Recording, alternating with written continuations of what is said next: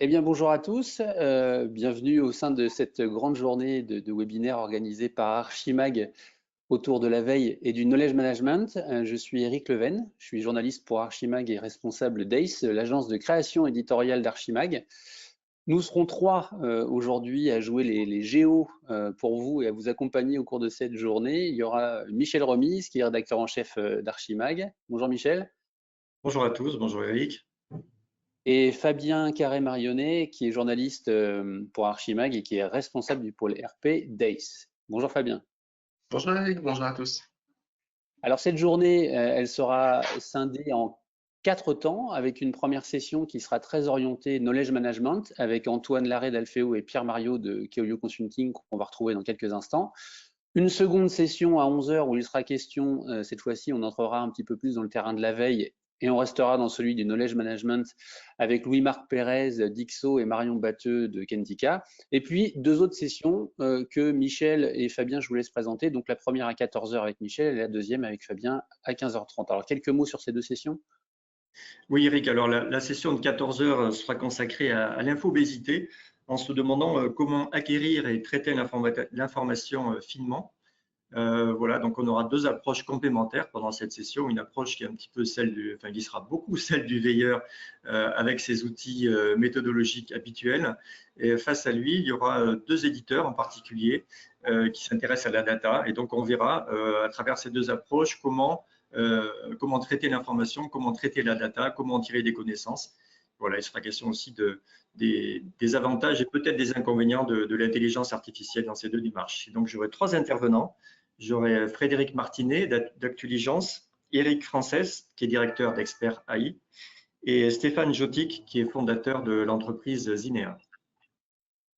Parfait. Et de ton côté, Fabien? Et à 15h30, on se retrouvera pour une conférence Veilleur que vous vraiment votre veille, pour savoir un peu comment mesurer l'efficacité, la diffusion et le spectre de la veille, impliquer et motiver les collaborateurs pour enrichir et partager les informations, ou encore développer le collaboratif grâce à la veille. On reviendra notamment sur tout ce qui est KPI, qui ouvre la veille, quelles sont les informations les plus, etc. Quels sont les moyens que les veilleurs peuvent mettre en place pour valoriser leur veille et faire intervenir leurs collaborateurs dans sa diffusion et son enrichissement. Et le tout sera évidemment agrémenté de cas clients. Et pour cela, je pourrais compter sur la présence de Marina Bello de chez Scope Veille Augmentée Actualis et Sabrina Gatnaoui et Odile Kennel de chez Cision. Eh ben, parfait. Donc, merci à tous les deux. Alors, on se dit à tout à l'heure, à cet après-midi. Et donc, on entre maintenant donc dans le cœur du sujet avec Pierre Mariot de Keoyo Consulting et Antoine Larrey d'Alfeo. Mais peut-être tous les deux, avant qu'on discute ensemble et que vous discutiez ensemble, peut-être que vous pourriez présenter vos entreprises respectives et vos expertises respectives. Pierre, je pense que… Bonjour, Pierre Mariot. Voilà, j'ai eu une carrière orientée autour de la modélisation des connaissances. J'ai commencé par des études d'intelligence artificielle dans les années 1985 pour la première vague de l'intelligence artificielle. Et à l'époque, on modélisait le savoir-faire d'experts pour faire des systèmes intelligents qu'on appelait à l'époque des systèmes experts qui reproduisaient leur mode de raisonnement pour faire de l'aide à la conception, de l'aide au diagnostic. Il y avait déjà des applications dans le monde de la santé, par exemple. Voilà, et cette première vague s'est un peu éteinte au milieu des années 90 parce qu'à l'époque, on n'était pas informatisé comme on est aujourd'hui. Et nous avons réorienté les méthodes de modélisation des connaissances de ces experts vers un besoin qui était émergent à l'époque, qui était de conserver le savoir-faire critique de gens qui partaient à la retraite ou qui quittaient l'organisation dans laquelle ils travaillaient.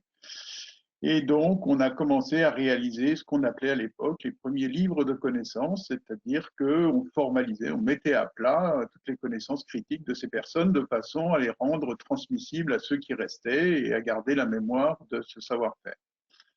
Voilà, et c'est un des points de départ du knowledge management. Et ensuite, les méthodes se sont développées pour rendre ça opérationnel à l'intérieur des entreprises, pas seulement lors de départ, mais de façon plus systématique. de façon à créer un capital structuré, organisé, transmissible du savoir-faire de l'entreprise. Donc j'ai fait ça dans différentes sociétés. Et en 2011, j'ai créé ma propre structure, Keolio Consulting, pour continuer à développer ce savoir-faire de capitalisation des connaissances et de mise en place de ces démarches dans les entreprises. Voilà, où les clients principaux de ce type d'approche sont sur les connaissances techniques dans le milieu industriel. D'accord, parfait.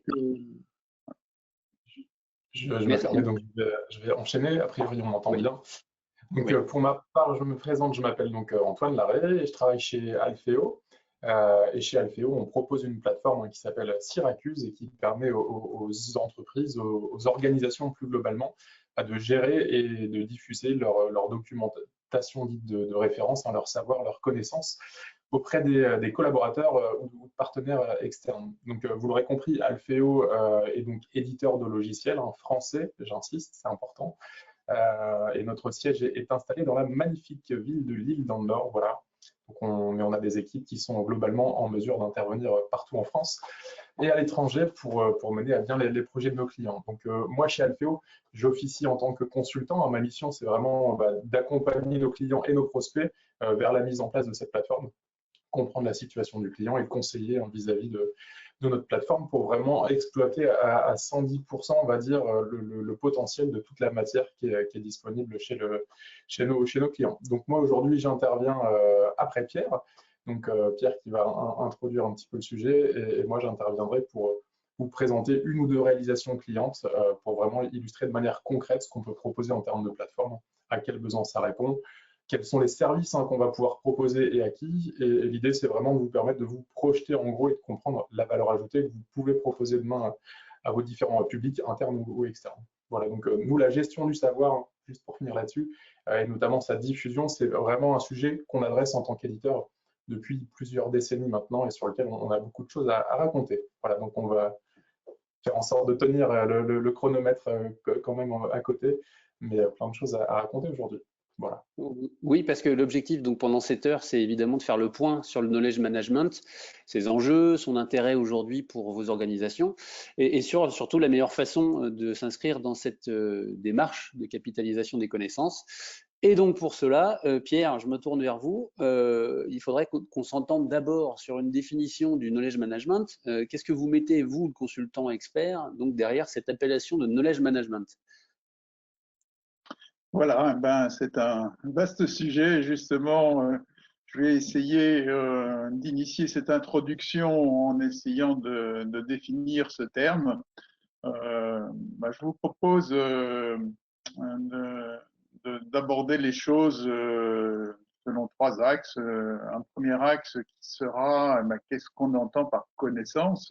Voilà, quand on parle de mémoire à l'intérieur de l'entreprise, de quoi parle-t-on? Deuxièmement, tous les échanges de connaissances que nous avons entre nous, comme la conversation que nous avons en ce moment ensemble.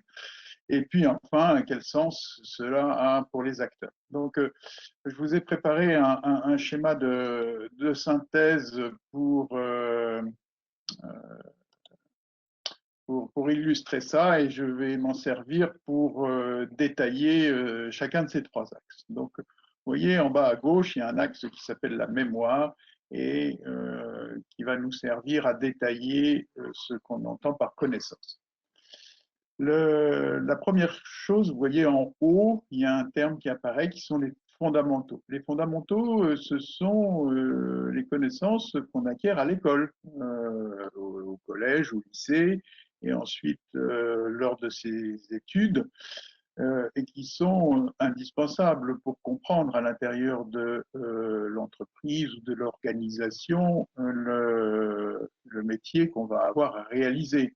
Si par exemple on est technicien ou ingénieur, ben, il faudra tout un ensemble de connaissances sur la physique, les mathématiques, la compréhension du fonctionnement de base des appareils qu'on utilise ou des systèmes informatiques qu'on va utiliser.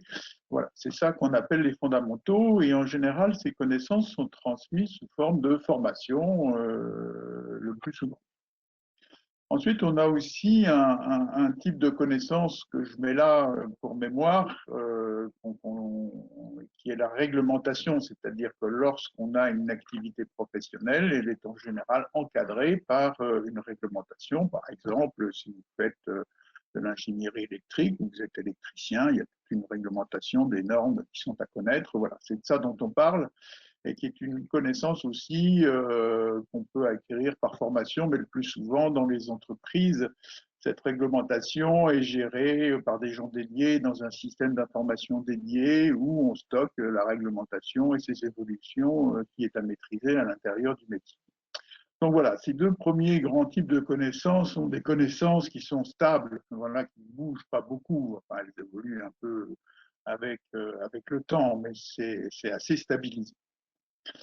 Enfin, le suivant, c'est ce qu'on appelle le savoir-faire. Ce savoir-faire, c'est vraiment le cœur de la connaissance à laquelle on s'intéresse en termes de knowledge management, parce que c'est ça qui est le cœur critique, la connaissance critique de l'entreprise. Donc, qu'est-ce que c'est que ce savoir-faire? Ce savoir-faire, c'est la compétence qu'acquiert progressivement l'entreprise sur son domaine de métier, fait sa spécialité, qui fait qu'elle est reconnue, qui fait qu'elle est meilleure que ses compétiteurs, qui fait que ses clients sont satisfaits de ses services. Donc, ce savoir-faire est vraiment au cœur de la performance de l'entreprise. Ce savoir-faire, on peut essayer de le détailler. Donc, qu'est-ce que c'est? Qu'est-ce qu'on entend par savoir-faire? Alors déjà, ça peut être un savoir-faire manuel, donc on est au courant que, par exemple, qu'on n'est pas la trier, il y a tout un savoir-faire pour être capable de mettre le plâtre de façon efficace, que ce soit beau à la sortie, mais ça peut être un savoir-faire intellectuel. Dans beaucoup de métiers, on apprend par l'expérience à faire son métier, mais c'est pas pratique, c'est intellectuel. Première précision. Deuxième chose, de quoi c'est fait? Eh bien, c'est fait de grandes catégories. La première, c'est le quoi, c'est-à-dire que dans ce savoir-faire, il y a la compréhension intime de ce que sont, si par exemple on est dans une entreprise qui fabrique des produits, mettons qui fabrique des voitures, il va y avoir la compréhension de ce que c'est qu'une voiture, de ce que c'est, par exemple, si vous êtes en charge de fabriquer, je ne sais pas, les systèmes, le moteur, moteur électrique aujourd'hui. Donc, il y a une compréhension fine de ce que c'est que ce moteur électrique, de comment il fonctionne, de quelles sont les options possibles pour ce moteur, comment il peut être alimenté, ses différents niveaux de performance, les choix qui vont pouvoir être faits, comment ça peut être fabriqué, quels sont les risques.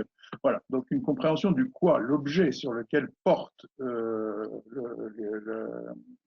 métier dont on parle. Ensuite, le savoir-faire, il est fait d'un comment, c'est-à-dire, alors ce comment, on appelle ça souvent des procédures ou des méthodes ou des marches à suivre ou des guides. Voilà les noms qu'on utilise souvent pour désigner ce comment, c'est-à-dire la suite des étapes qu'il faut suivre pour réaliser une tâche avec les précautions qui sont à prendre pour que cette tâche soit de bonne qualité.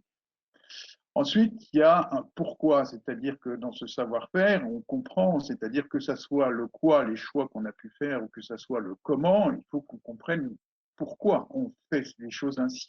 Et donc, toutes les explications qui permettent de comprendre ce pourquoi fait partie du savoir. Et enfin, dans ce savoir-faire, on va trouver le mais, parce que les choses ne se passent jamais idéalement. Il y a toujours des problèmes, des défauts qui peuvent survenir, des retards, des difficultés. Et donc, la façon de les résoudre, de les contourner, d'éviter qu'elles reviennent, font également partie du savoir. Donc, vous voyez que le savoir-faire est quelque chose de relativement riche. Et c'est à ça qu'on s'intéresse principalement dans le knowledge management. Ensuite, ce savoir-faire, il est issu de l'expérience. Quand on travaille, notre cerveau accumule de l'expérience sans qu'on s'en rende compte. Et ça fait partie aussi des connaissances qu'on gère. On appelle ça le retour d'expérience. C'est par exemple des réunions où on va se dire qu'est-ce qui a marché, qu'est-ce qui n'a pas marché, et puis comment faire pour résoudre le problème, et puis que la prochaine fois, comment on fera pour que ça ne recommence pas. Voilà, pour le retour d'expérience. Enfin, il y a toute une connaissance sur les projets, les dossiers, les clients en cours que ça soit sur ce qui s'est passé et aussi sur les raisons des choix qu'on a pu faire dans le projet, dans le dossier ou pour un client donné. Pourquoi fait-on ça? Et cette mémoire peut être importante parce que si ces projets durent longtemps, et si on oublie, du coup, le projet peut mal se passer. Et puis quand on aura des projets similaires plus tard, c'est bien de se rappeler pourquoi on a fait les choses. Ensuite, on trouve les idées et l'innovation, c'est-à-dire que dans les organisations, les choses évoluent, et il faut intégrer ces innovations. Il y a même des services qui peuvent être complètement dédiés à l'innovation. Et puis enfin, il y a la veille, c'est-à-dire toutes les connaissances qui sont extérieures à l'entreprise, que ce soit sur les compétiteurs ou que ce soit sur des domaines connexes qui ont un intérêt pour le métier de l'entreprise.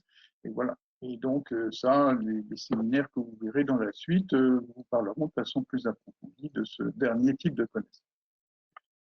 Voilà, donc la connaissance, c'est ça.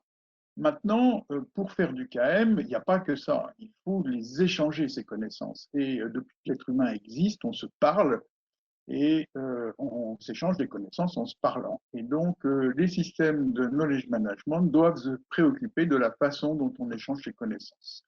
Ces échanges sont plus ou moins structurés. Les moins formels, ce sont les rencontres informelles qu'on peut faire les uns les autres de façon inattendue et qui peuvent apporter des éclairages. De façon un peu plus organisée, ce sont les réseaux. Quand on travaille dans une entreprise, une organisation, avec le temps, on se constitue un réseau de personnes qu'on connaît à l'intérieur de l'entreprise et à l'extérieur, qu'on est susceptible d'appeler dès qu'on a un problème.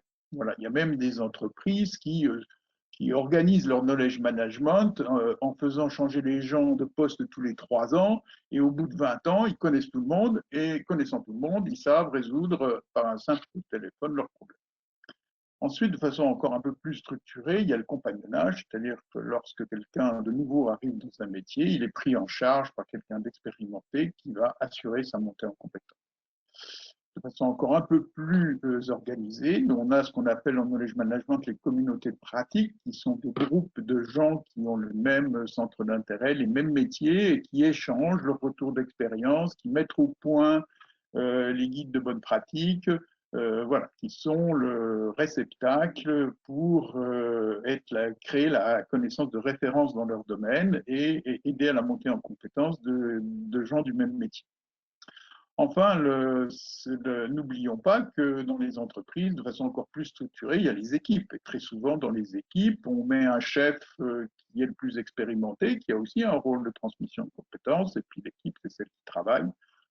Et enfin, toute la hiérarchie de l'entreprise, donc quelque chose de très structuré, peut-être orienté par des préoccupations de transmission de connaissances, comme dans les organisations matricielles, où on a par exemple des organisations projets avec un chef de projet, et de façon transverse des services ou des départements organisés par métier.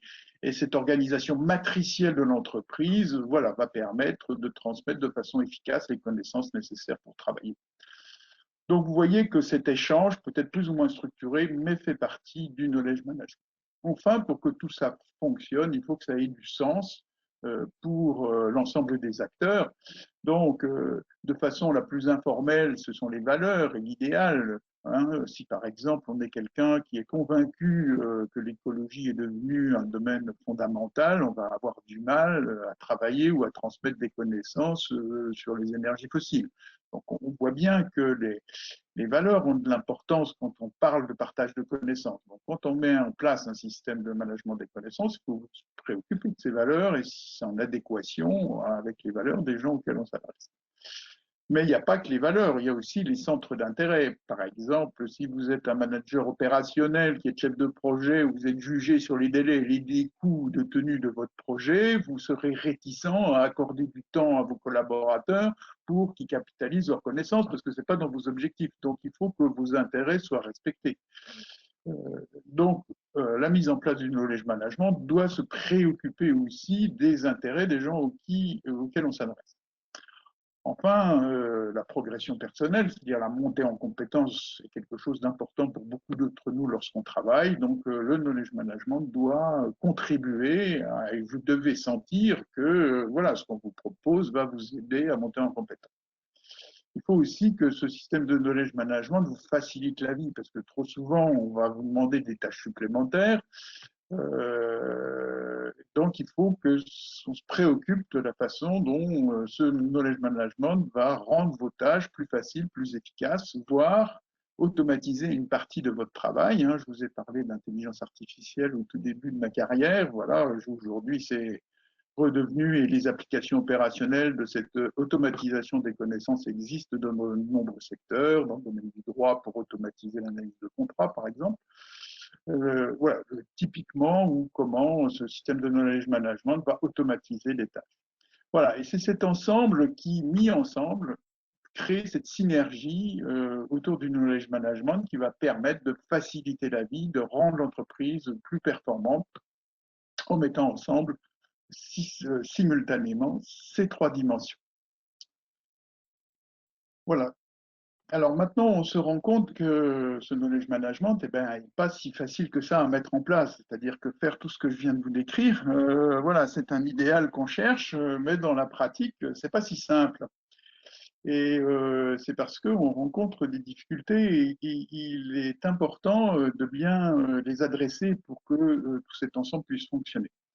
La première, c'est le flou autour de ces connaissances. Donc là, vous voyez que je viens d'essayer de vous préciser ce qu'on entend par connaissance, mais ce n'est pas toujours le cas. Donc c'est important de bien l'expliquer. On voit qu'il y a des types de connaissances différentes qui ne se gèrent pas de la même façon. Donc c'est bien. Donc ce n'est pas juste du contenu qu'on va gérer. C'est en détail, parce que sur chaque type de connaissance, on a des façons de les gérer spécifiques. Ensuite, deuxième chose qui est parfois un peu délicate, c'est que le savoir-faire qu'on a acquis par l'expérience, on l'a dans la tête, mais ce n'est pas parce qu'on a dans la tête qu'on est capable de le formaliser, que ce soit sous forme écrite, sous forme de vidéo, sous forme de e-learning. Ça n'a rien de simple. Et en général, ça demande un accompagnement. Et par expérience, seuls 20% des personnes sont capables de formaliser leurs connaissances spontanément, 60% il y a besoin d'un accompagnement, et enfin 20% sont pas capables, bien qu'étant experts. Voilà, donc c'est un point à adresser avec soin. Ensuite, il faut allouer du temps, c'est-à-dire que gérer les connaissances, et notamment les formaliser ou les transmettre, ça prend du temps. Et si dans l'entreprise, on ne donne que des objectifs de coût, de délai et de performance, ça ne peut pas marcher. Donc, c'est important que du temps soit alloué pour gérer les connaissances. Ensuite, pour que ça puisse fonctionner, il faut que, et notamment pour qu'il y ait une facilitation opérationnelle, il faut que ça soit intégré à la vie et aux outils de travail, hein. C'est-à-dire qu'il ne faut pas que ça soit quelque chose d'à côté. Il faut que dans les processus de travail, dans les outils qui sont utilisés, l'accès aux connaissances et leur capture fassent partie de ces processus et de ces outils. Ensuite, en France, on a un défaut qui nous est propre, qui n'y a pas trop dans le monde anglo-saxon, c'est qu'on adore réinventer. C'est-à-dire que face à un problème, on préfère infiniment essayer de retrouver par nous-mêmes une solution plutôt que d'aller voir les solutions que d'autres ont pu mettre au point, voire qui sont éprouvées à l'intérieur de l'entreprise. Et donc, il est important par rapport à ça que il y ait des accès très simples à ces solutions éprouvées et que ça fasse partie aussi du travail que de les réutiliser de façon à ne pas réinventer l'eau chaude à chaque fois qu'on travaille. Voilà un premier début donc, sur ce qu'est le knowledge management, quelques grands principes à ne pas oublier quand on essaye de le mettre en place. Et donc maintenant, je vais laisser la parole à Antoine qui va vous présenter une des façons de mettre ça en œuvre. Oui, merci. Merci Pierre pour votre introduction. Vas-y. Je vais rebondir effectivement sur la dernière partie de votre intervention. Je suis tout à fait d'accord sur le fait que ce type de projet peut effectivement être très compliqué à mettre en place, voire se solder par un échec si on essaie de réinventer la roue. Que ce soit sur la méthode, hein, donc comment on met en place le knowledge management dans une entreprise, ou que ce soit, et là, je prêche pour ma paroisse, hein, d'un point de vue plateforme, on a également, nous, des clients hein, avec qui on a travaillé, qui ont essayé par eux-mêmes de mettre en place des plateformes de gestion et de diffusion des connaissances, parce que voilà, des fois, on a un peu d'effectifs en interne qui a une compétence entre guillemets développement. Mais là encore, nos clients ont un savoir-faire sur une thématique donnée. Nous, on a un savoir-faire sur la gestion des connaissances et sur le fait de réaliser des plateformes qui permettent de faire cela. et entre guillemets, chacun son métier parfois. Donc voilà, comme je vous l'expliquais moi initialement, Alfeo, on propose une plateforme de gestion documentaire et de gestion des connaissances qui va permettre de stocker, de structurer et de diffuser vos savoirs, les savoirs des organisations.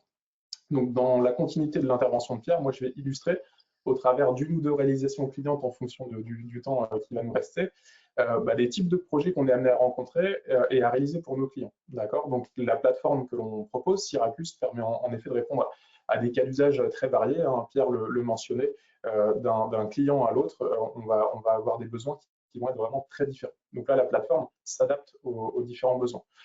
Donc, je vais vraiment essayer de vous aider à vous projeter sur l'utilisation de ce type de plateforme. Avant de vous partager mon écran, je voulais juste revenir rapidement en fait, sur les aspects gestion documentaire et gestion des connaissances. J'aimerais préciser ce qu'on entend par là en fait. Qu'est-ce qu'on stocke et qu'est-ce qu'on décrit dans une plateforme comme la nôtre, hein, donc comme Syracuse. Le premier besoin historique, hein, si je peux dire, qu'on va rencontrer, c'est vraiment l'approche centre de ressources, centre de documentation, où on met à disposition au final des collaborateurs des ouvrages, des livres de référence, des revues, avec un aspect parfois même très bibliothéconomique, hein, au final. En tant que collaborateur, on va pouvoir demander à recevoir peut-être régulièrement une revue qui va être utile dans le cadre de la mission du collaborateur. Et on va aussi avoir la possibilité de venir consulter, emprunter des ouvrages de référence. Ce type d'usage, c'est encore très fréquent et ça répond à la nécessité, hein, pour une entreprise de mettre à disposition des connaissances externes à l'entreprise aux collaborateurs finaux. Au fil des années, ces plateformes ont vu leur périmètre de données évoluer. On est passé d'une gestion au final d'ouvrages physiques à une gestion digitale des connaissances. Et les organisations ne se limitent plus au final à des ouvrages externes à proposer. Elles vont capitaliser leurs propres connaissances et leur propre savoir au sein de ces mêmes outils. Ce qui fait qu'on va être confronté maintenant à des entreprises qui sont parfois déjà équipées et qui vont avoir besoin de faire évoluer leur plateforme vers des plateformes justement plus digitales, qui prennent davantage en compte justement la gestion de cet aspect numérique de la donnée. Des plateformes aussi plus collaboratives, plus contributives, plus ouvertes, participatives. Donc là, je reviens sur ce que disait Pierre. Effectivement, le but, c'est d'embarquer aussi un peu tout le monde dans l'aventure. Hein. Quand on veut faire du knowledge management, on a besoin que les gens puissent contribuer et leur donner les outils pour entre guillemets, être impactants sur le projet, sans que ce soit trop lourd pour les utilisateurs finaux.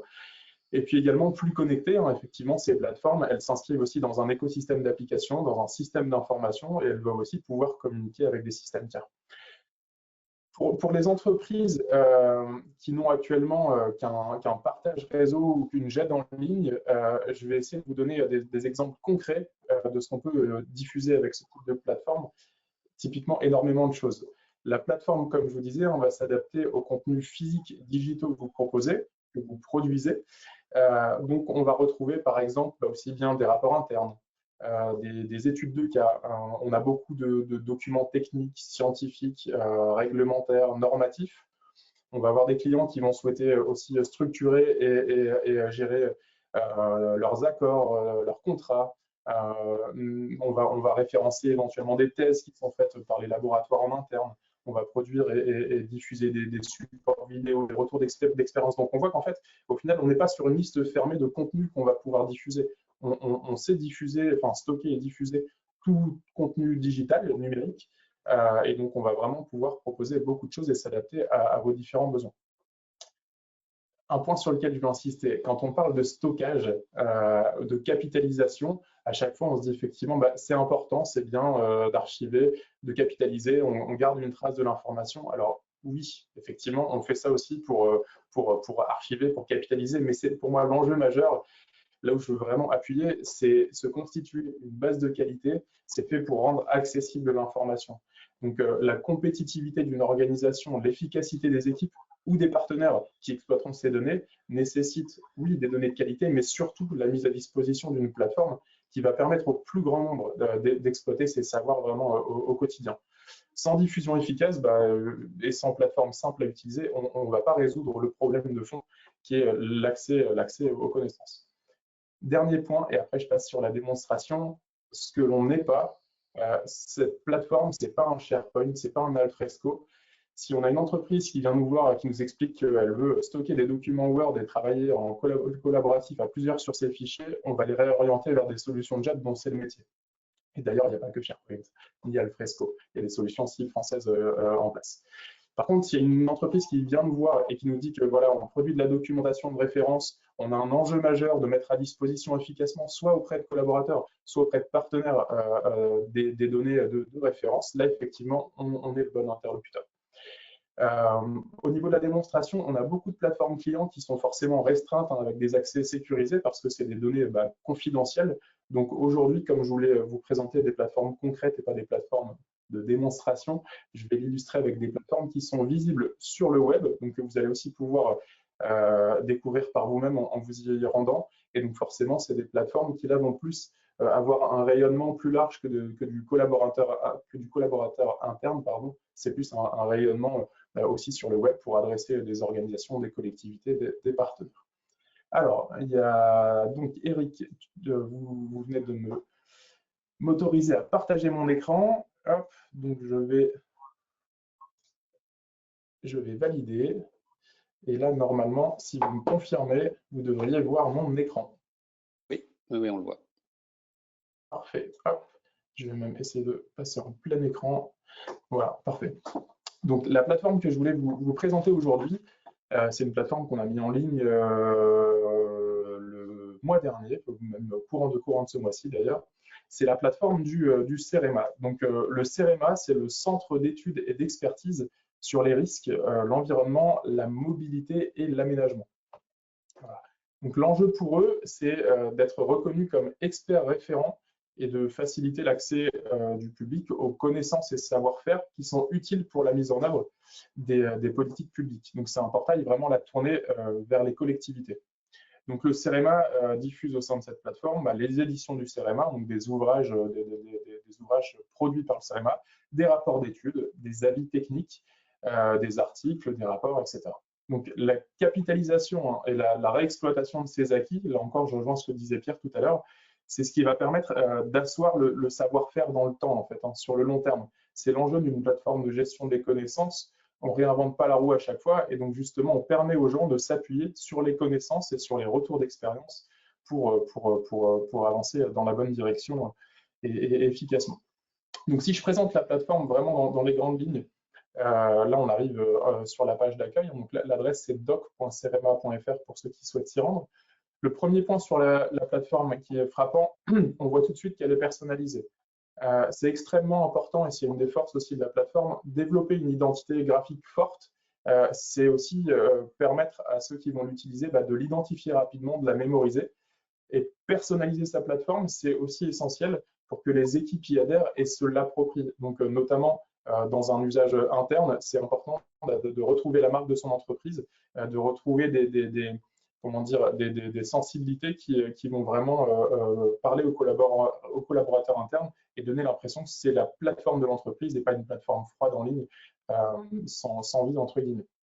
Si on parcourt la page d'accueil, donc plusieurs éléments notables. Donc là, je descends un petit peu. Déjà, effectivement, le premier point essentiel que le client a souhaité mettre en avant, c'est le fait de dire on va inviter l'utilisateur à interroger la base. Donc, toutes les données, on les rend accessibles vraiment et c'est le point majeur de l'interface. On va voir qu'effectivement, et je le présenterai après, on va pouvoir retrouver donc les éditions, les études, les articles du CEREMA, un gros focus sur la recherche. On voit, si on descend un petit peu, que toutes les ressources sont classées. Elles sont associées, donc ces différentes ressources, à des domaines d'activité. Donc, elles sont classifiées par le CEREMA d'un point de vue back-office. Et c'est ce qui va permettre justement, en implique ensuite, de proposer à l'utilisateur final, donc là, notamment les collectivités, de pouvoir ensuite naviguer globalement, et si je clique sur bâtiment, de naviguer globalement dans toutes les ressources qui sont mises à disposition, là, sur le domaine d'activité du bâtiment.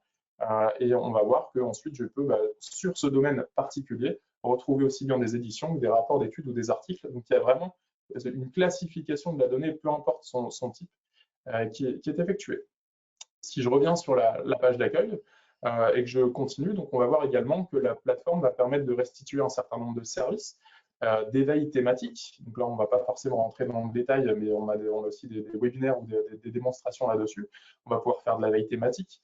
Le CEREMA met en avant ses dernières éditions. On va également pouvoir proposer des newsletters pour communiquer auprès des collectivités. D'ailleurs, si je me rends sur les newsletters, hein, vous allez le voir, voilà, on va avoir la possibilité donc de s'y abonner assez rapidement, de recevoir les numéros et de consulter l'historique des numéros qui sont parus. Donc ça encore, c'est de la production, c'est un produit documentaire très intéressant, ces éléments de veille. Si je reviens sur la page d'accueil, donc on voit également que la plateforme va permettre de valoriser aussi les événements. Alors sur une plateforme là, avec un rayonnement sur le web, bah, ça va sans doute être des événements un petit peu externes, des choses qui sont organisées, on va dire, par le CEREMA. Si c'est une plateforme intranet, ça peut être des événements justement beaucoup plus avec un rayonnement plus interne, des conférences qui sont organisées en interne ou voilà, des manifestations vraiment la plus liées à l'animation de l'entreprise au quotidien. Autre point intéressant sur le CEREMA met en avant, là encore parce que la donnée est bien classifiée en amont, on a les outils qui permettent de le faire, le CEREMA met en avant un point d'accès vers les contenus par sujet, les choses dont on parle en ce moment. Voilà, donc là encore, si je choisis nature en ville, piste cyclable ou autre, donc des sujets du moment, je vais pouvoir accéder à des ressources, peu importe leur type, qui parlent de pistes cyclables. Donc là encore, des retours d'expérience, des rapports ou bien des ouvrages sur le sujet. Donc là encore, classifier, c'est pour permettre ensuite d'exploiter la donnée, de proposer des parcours de navigation qui sont vraiment intéressants et utiles. Autre exemple de mise en œuvre des données là, sur la page d'accueil, le CEREMA géolocalise en fait un certain nombre de ces ouvrages parce qu'il se trouve qu'il y a peut-être un rapport qui a été fait au niveau d'une ville en particulier et on va permettre un accès comme ça cartographique à la donnée. Je vais pouvoir voir par exemple ici qu'il y a eu une inspection détaillée qui a été faite au niveau du viaduc de l'île Jourdain. Voilà. Et donc ça, c'est un accès un petit peu différent à l'information, mais qui peut être aussi des fois très pertinent sur un usage nomade. Hein. Je suis un intervenant, je suis sur site et j'ai besoin ensuite de pouvoir consulter rapidement tous les rapports ou toutes les interventions qui ont eu lieu sur l'endroit où je me trouve. Le fait d'avoir cette notion de géolocalisation, c'est très intéressant ensuite d'un point de vue usage. Forcément, la plateforme, je parle d'accès nomade, les plateformes sont compatibles, tous terminaux confondus, hein, aussi bien de la tablette que du téléphone portable. Ce sont des produits responsives. Je vais me focaliser maintenant sur la partie recherche. Donc, effectivement, toutes les données qu'on stocke derrière, les rapports et ainsi de suite, on va proposer une indexation plein texte dessus. Donc, l'indexation plein texte, c'est tout simplement venir extraire tous les mots du document pour pouvoir les indexer de manière efficace. On va proposer à la saisie, ce qu'on appelle de la suggestion de termes. Donc là, si je reprends mon exemple, si je cherche cycliste giratoire, on voit qu'on m'a proposé un certain nombre de termes. Et si je lance la recherche, j'arrive sur une interface où je vais retrouver des résultats, mais également ce qu'on appelle des filtres, des facettes qui vont me permettre ensuite d'avancer efficacement dans cette quête du résultat ultime. Un petit point intéressant ici, c'est qu'en termes de sources, on voit qu'on interroge les données du CEREMA, hein, donc du CEREMA Doc, vraiment les données qui sont produites et gérées et diffusées par le CEREMA. Mais on voit également qu'on a ici des productions scientifiques qui proviennent d'un site qui s'appelle HAL. Alors là aussi, c'est une des forces de la plateforme. Cette plateforme, elle peut être alimentée par des sources de veille, par exemple, pourquoi pas, mais on va aussi pouvoir l'alimenter avec des entrepôts, des gisements de données externes. Donc là, on a HAL, qui est un site dans lequel un certain nombre d'institutions viennent publier des thèses, des productions scientifiques. Nous, on est venu les récupérer automatiquement au travers d'un protocole qui s'appelle l'OAI pour les diffuser ensuite sur le portail. Donc, on vient compléter les données de qualité du CEREMA avec d'autres données de qualité qui sont produites par des entrepôts tiers, on va dire. Donc voilà, en termes de facettes, on voit qu'on va ensuite globalement retrouver là encore les domaines d'activité qui sont, on va dire, cet élément un petit peu transverse au niveau des données qui permettent de classifier les données chez eux. Si je me rends maintenant sur le détail d'un document, donc là encore, on va voir qu'on va proposer une interface qui présente les données de manière intelligible à l'utilisateur final et la possibilité tout simplement de consulter aussi directement le document en ligne, le document que l'on souhaite consulter. Voilà, donc là, je peux le consulter en ligne, je peux passer en plein écran, éventuellement le télécharger si j'en ai les droits. Et on va voir également que la plateforme va me permettre aussi, si la production que je viens de consulter est intéressante, je vais peut-être vouloir voir d'autres productions du même auteur, ou voir peut-être que cette personne a participé aussi à d'autres productions. Je vais pouvoir comme ça élargir aussi les contenus auprès de l'utilisateur final. Il y a un aspect important, je vais me connecter sur cette plateforme. Donc, alors voilà, moi j'ai un compte qui m'est propre, un compte administrateur, donc je vais avoir pas mal de nouvelles options qui me sont proposées. En étant connecté, je vais, par exemple, moi voilà, ce qui m'intéresse effectivement, j'ai tapé cycliste giratoire. Moi, ce qui m'intéresse, c'est tout ce qui vient du CEREMADOC en termes de rapport d'études sur ce sujet en particulier. Une fois que j'ai fait ça, je vais pouvoir tout simplement ici demander à m'abonner et je vais demander, hop, cycliste, à recevoir ensuite tous les jours ou toutes les semaines ou tous les mois en fonction de la fréquence que je souhaite, tout nouveau document qui serait produit, qui serait publié sur la plateforme en lien avec ces critères de recherche. Donc là, c'est important, c'est que ça va permettre aussi de ramener les gens sur la plateforme assez régulièrement en leur faisant tout simplement du push d'informations pertinentes, ciblées. Je me suis connecté à l'instant. Pourquoi? Parce que je voulais vous présenter aussi un élément important. Ce type de base peut également être alimenté par les utilisateurs finaux. Il n'y a pas que des professionnels du knowledge management qui sont en mesure de publier et de recenser et de structurer des informations. Les utilisateurs finaux peuvent également le faire. Donc là, je donne l'exemple, des collectivités peuvent tout à fait en ligne déposer un rapport et ce rapport, on va proposer nous des interfaces qui vont permettre de classifier l'information pour soulager le travail derrière des professionnels de la connaissance, on va dire, ceux qui administrent la plateforme. Et donc là, on va vraiment contraindre entre guillemets l'utilisateur à un certain nombre de champs, de référentiels qui vont nous permettre de nous assurer que tout ce qui rentre dans la base sera potentiellement bien qualifié, sans doute à valider derrière, mais on a déjà un niveau d'information qui sera tout à fait correct. Alors, je rentre rapidement des informations. C'est que là, en gros, on va décrire l'information qu'on publie. Et une fois qu'on fait suivant, on va pouvoir ici venir associer les documents qu'on souhaite proposer. Et on pourrait tout à fait proposer des documents qui sont soit en accès libre pour un certain public, ou bien des documents avec des accès là qui vont être plus restreints, par exemple, peut-être que pour les agents du CEREMA, voire des documents qui sont strictement confidentiels et qui seraient limités qu'aux documentalistes, par exemple. Et ensuite, on valide et on soumet nos documents. Voilà, donc on voit qu'on peut vraiment, au sein de ce type de plateforme, faire beaucoup de choses. Il y a plein d'autres possibilités qui vont être offertes par la plateforme pour toucher l'utilisateur final. C'est l'enjeu. Donc, on va pouvoir, par exemple, proposer ici des flux RSS qui vont permettre aux utilisateurs, là encore, on va les inciter à s'abonner à des flux pour qu'ils reçoivent de l'information assez régulièrement, les inciter à revenir sur la plateforme et à consulter la donnée. On va pouvoir, au sein d'un ouvrage, on se faire une sélection d'ouvrages et les partager avec des collègues. Ce partage de l'information, il est aussi important. On va pouvoir commenter des documents s'il le faut, se constituer aussi des listes de documents. On a des fonctions de listes qui sont présentes et qui vont nous permettre de mémoriser des choses pour les réutiliser derrière. Et également, toute cette information qui est produite, comme je le disais tout à l'heure, on va pouvoir aussi la disséminer ailleurs. On l'a vu au travers de RSS, mais on a également, par exemple, un serveur OAI qui va permettre de dire, moi, les données du CEREMA, je vais aussi les exposer à des partenaires tiers, tout ou partie, pour que cette information, on puisse vraiment la valoriser, la mettre en avant, et que ce travail intellectuel qui est fait en amont puisse bénéficier au plus grand nombre, et que chacun puisse réexploiter efficacement les données mises à disposition. Je bascule rapidement côté professionnel pour aussi comprendre ce qu'on propose derrière d'un point de vue outil de gestion. Et là encore, je ne vais pas rentrer dans le détail. Le CEREMA s'est constitué un tableau de bord qui va leur permettre de rapidement voir justement retour d'informations sur les documents les plus consultés, par exemple, pour tout de suite comprendre ce qui marche en ce moment par rapport, par exemple, à une médiation qui a été faite sur le portail.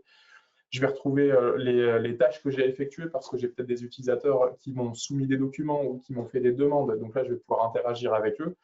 Et puis, un certain nombre d'accès rapides qui se sont constitués.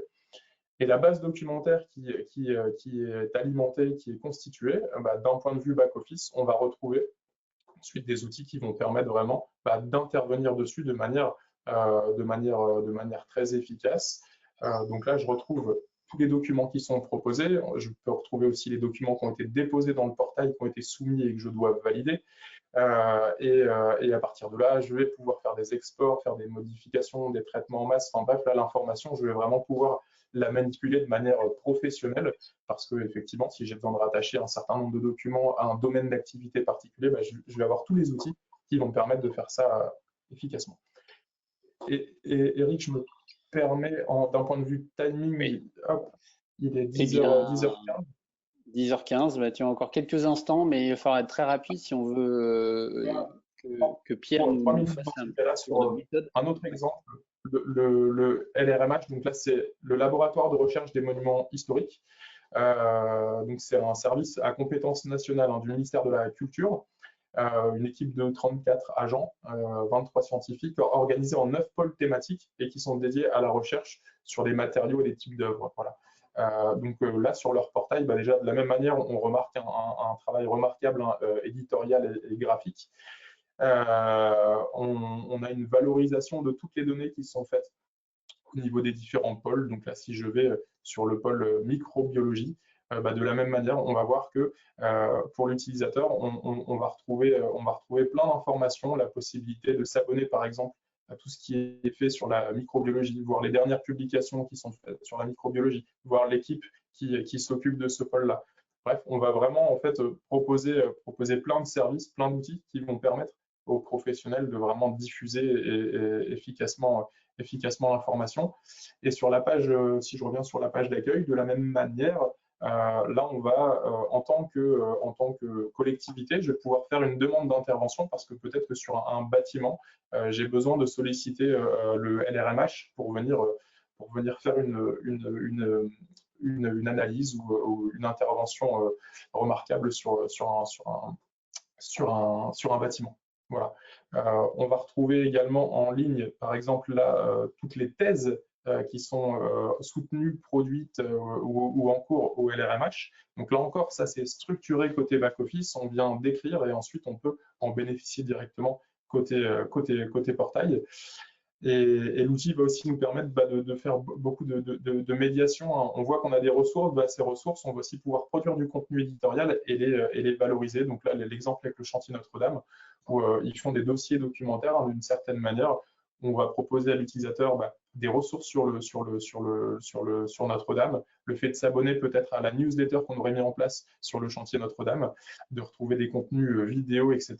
sur ce chantier. Donc vraiment, en fait, toutes ces ressources, ensuite, on peut les exploiter de manière très, très sympa sur le portail. Je conclus juste, il y a plein d'autres exemples en ligne qu'on peut vous proposer. On a le portail documentaire de l'INRS qui est très intéressant. On a le CIPRES. En janvier, vous avez également le portail de l'ENA qui va être mis en ligne.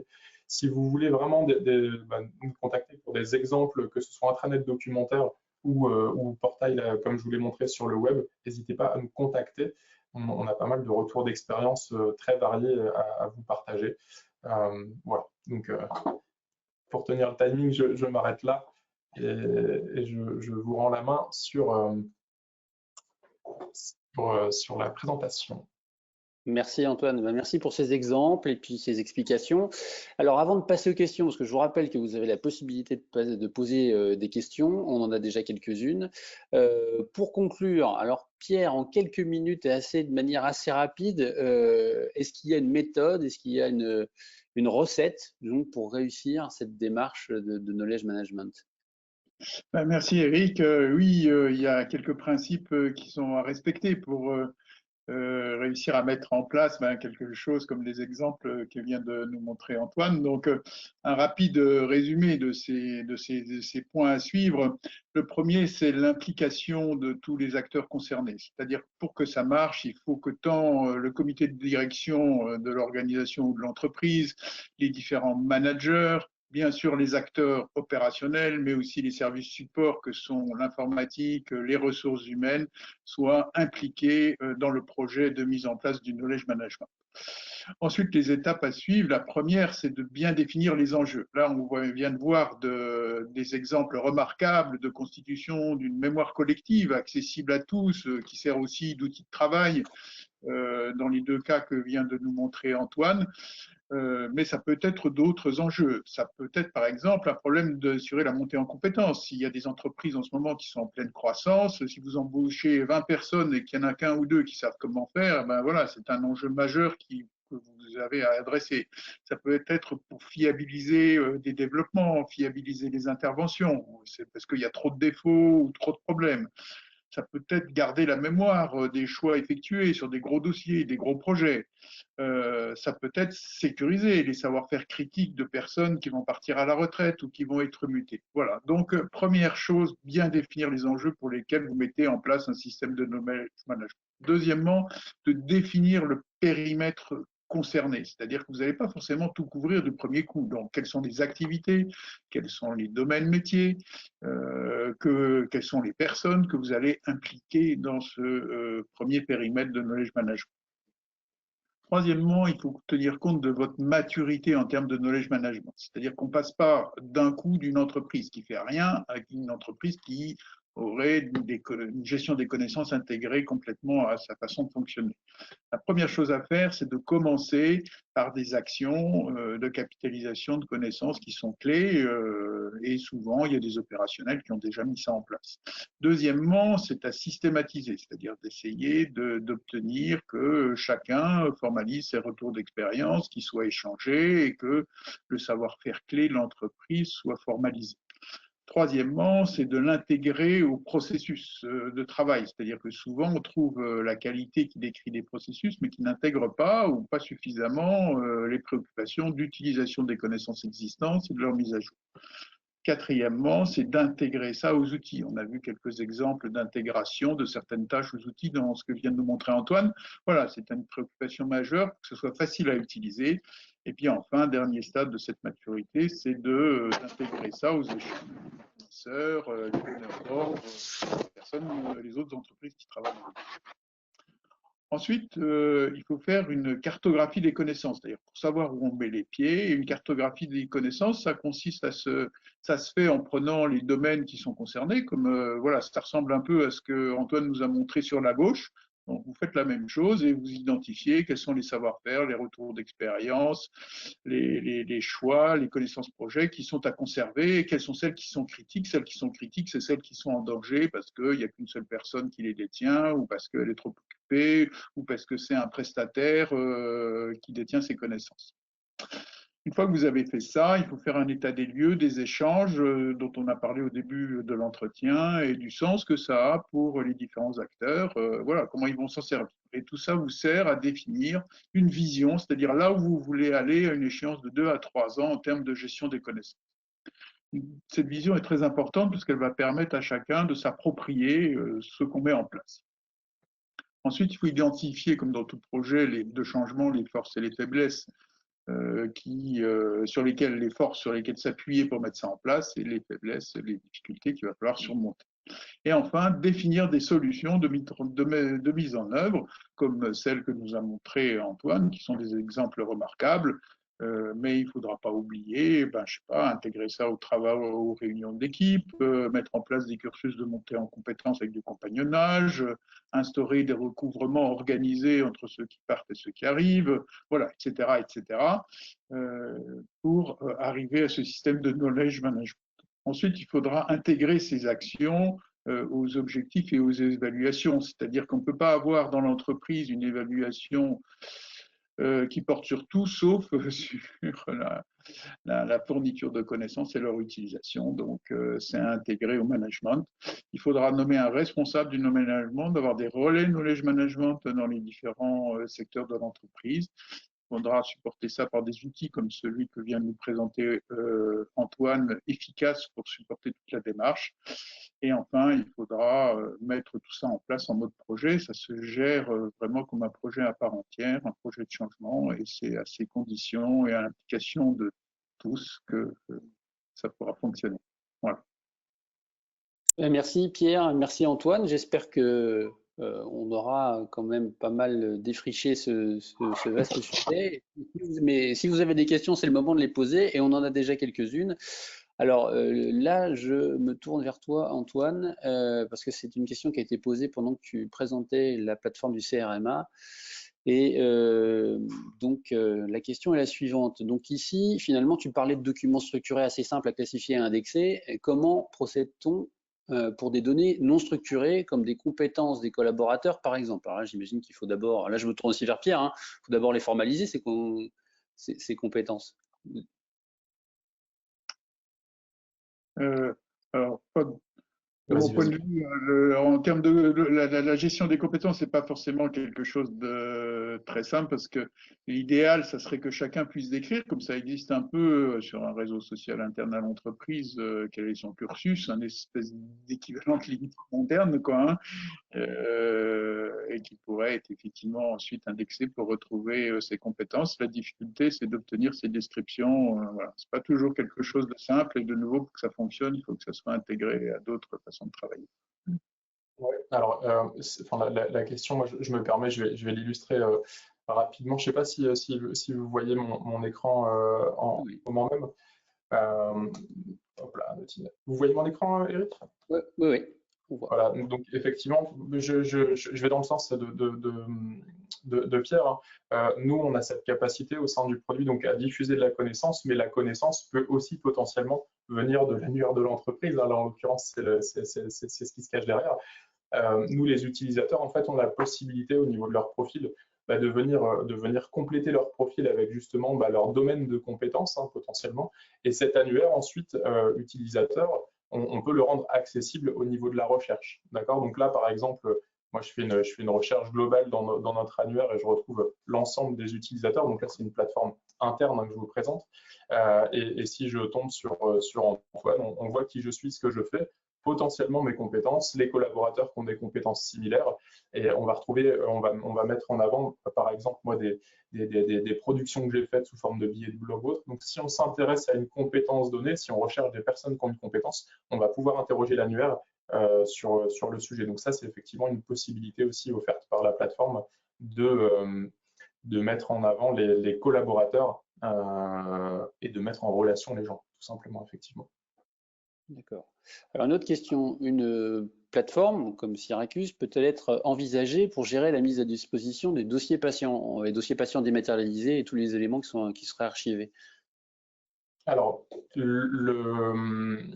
on va dire que stocker, structurer des dossiers patients dans le module back-office, ça c'est tout à fait possible. Permettre à des personnes ensuite soit d'intervenir côté back-office ou côté front-office pour soumettre les dossiers, là aussi c'est possible. Ensuite se pose plus la question de à qui c'est destiné. C'est-à-dire que ces dossiers patients, est-ce qu'ensuite c'est destiné uniquement aux professionnels d'un centre hospitalier, par exemple, ou est-ce que ça doit être mis à disposition des patients finaux? C'est sur ces choses-là ensuite hein, derrière où il faut creuser un petit peu la question. On peut gérer les deux, mais voilà, il y a des problématiques ensuite de sécurité, de comment on accède à la plateforme, etc., qui sont à définir. Mais oui, la plateforme permet tout à fait d'adresser un public large, aussi bien des personnes qui gèrent la plateforme que des partenaires derrière ou des clients finaux. On peut sécuriser l'accès à l'information. Entendu. Alors, est-ce qu'il existe une aide, ça peut être, alors là, entre parenthèses, une intelligence artificielle, des algorithmes, pour indexer les documents en batch et harmoniser la qualité du tagging? Alors, nous là-dessus, ce qu'on propose, c'est qu'effectivement, sur tous les documents texte, on va dire, hein, qui sont soumis sur la plateforme, on a également la possibilité d'activer des services d'intelligence artificielle qui viennent analyser la donnée. D'ailleurs, je viens de dire une bêtise, c'est pas que sur les documents texte, c'est aussi sur les documents images, mais on a des analyses automatiques qui vont être faites sur les données pour identifier, par exemple, que sur une image, bah là, est-ce qu'il y a une personne, est-ce qu'il y a un véhicule, est-ce qu'il y a un panneau de signalisation, est-ce qu'il y a telle ou telle chose, et on va catégoriser automatiquement en fait l'information. Et ensuite, cette catégorisation-là, si on souhaite ensuite l'aligner sur un thésaurus ou sur un plan de classement interne, on va avoir les outils qui vont nous permettre de le faire. Mais effectivement, on a des services comme ça qu'on va pouvoir activer sur la plateforme pour simplifier, automatiser ce travail.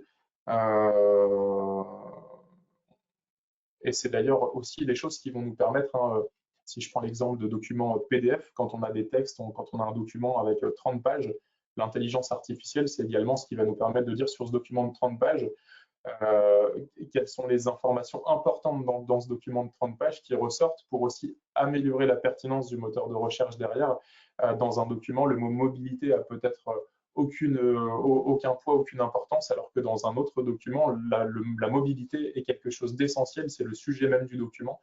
Et donc, on a besoin de déterminer ça pour vraiment améliorer la pertinence et proposer derrière une recherche qui soit probante pour l'utilisateur. Donc voilà un petit peu en termes d'analyse de données, ce qu'on peut. Il y a encore plein de choses à dire. Hein. Faut pas Alors justement, on va prendre les deux dernières questions. Alors une question mercantile. Est-ce qu'il est possible de commercialiser les informations qui seraient stockées sur Syracuse? Est-ce qu'il y a un module de paiement? Alors ça, je me suis jamais posé la question de commercialiser les informations stockées. Il me faudrait un cas d'usage derrière précis pour. Disons que la plateforme, nous, on la met à disposition et on peut derrière. Vous avez des rapports, vous avez la possibilité d'extraire des données. Ensuite, c'est plus à l'organisation derrière. Si cette organisation veut derrière revendre les données ou autre, là, ça dépasse mon domaine là de. D'accord. Alors, une dernière question et après, on va vous libérer. Une question sur Syracuse toujours. Sur Syracuse, comment sont choisis les documents issus de bases externes comme HAL? Alors, tout simplement, là, dans le back-office, en fait, hein, on va avoir la possibilité de définir des entrepôts distants que l'on souhaite agréger, intégrer dans le produit. Donc, si on prend l'exemple de HAL, on a une gestion des entrepôts OAI côté back-office qui va permettre de dire, moi, je veux aller moissonner HAL, mais je veux peut-être pas récupérer toutes les données. Moi, c'est peut-être que les données qui parlent des sujets urbanisme et ainsi de suite que je vais vouloir récupérer dans ma base.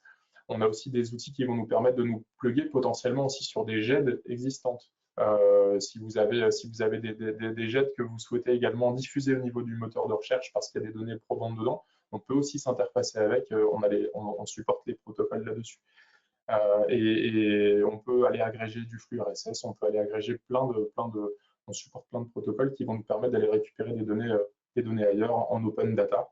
Le but, c'est vraiment de cibler une information pertinente et de la restituer ensuite efficacement aux utilisateurs. D'accord. Bah, écoutez, merci à tous les deux. C'est l'heure de nous quitter pour cette première session. Si vous avez d'autres questions, et il y en a d'autres, déjà je vous les transmettrai à tous les deux. Et puis je vous invite à aller à contacter Antoine et Pierre en vous rendant sur leur site respectif. Antoine, le site, c'est Alfeosoft, c'est ça? Alfeosoft.com, tout à fait. Et Pierre? keoyu-consulting.com. Très bien. Bah, écoutez, encore merci à tous les deux pour avoir évoqué ce vaste sujet. Et puis, je vous dis à une prochaine fois. Et pour les autres, on se retrouve dans 30 minutes pour une deuxième session où il sera d'abord question de veille et de KM ensuite. Voilà. Merci à tous les deux. Bonne journée. Merci à tous. Bonne journée.